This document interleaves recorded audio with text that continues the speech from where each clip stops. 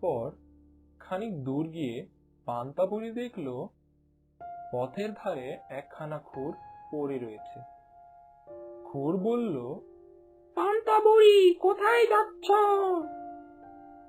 পান্তা বুড়ি বলল, সরে আমার পান্তা ভাত খেয়ে যায়, তাই রাজার কাছে নালিশ করতে যাচ্ছি। খুর বলল, তীরে যাওয়ার সময় আমাকে সঙ্গে নিও, তোমার ভালো হবে। পান্তা বুড়ি বলল, আচ্ছা।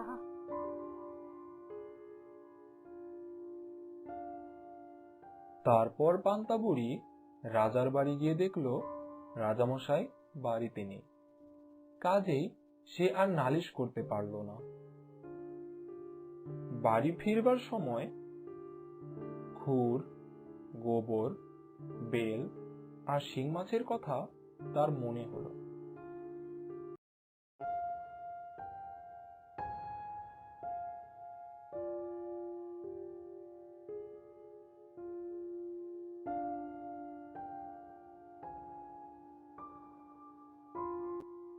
পান্তা বুড়ি যখন বাড়ির আঙিনায় এসেছে তখন খুর তাকে বলল, আমাকে ঘাসের উপর রেখে দাও।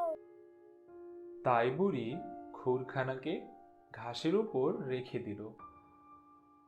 তারপর যখন সে ঘরে উঠতে যাচ্ছে তখন গোবর বলল, আমাকে পিঁড়ির উপর রেখে দাও।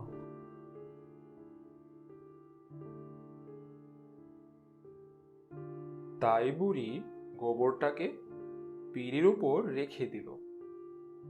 বুড়ি যখন ঘরে ঢুকলো তখন বেল বলল, আমাকে উনুনের ভেতর রাখো।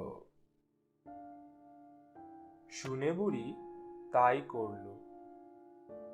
শেষে শিং মাছ বলল, আমাকে তোমার পান্তা ভাতের ভেতর রাখো। বুড়িও তাই করল।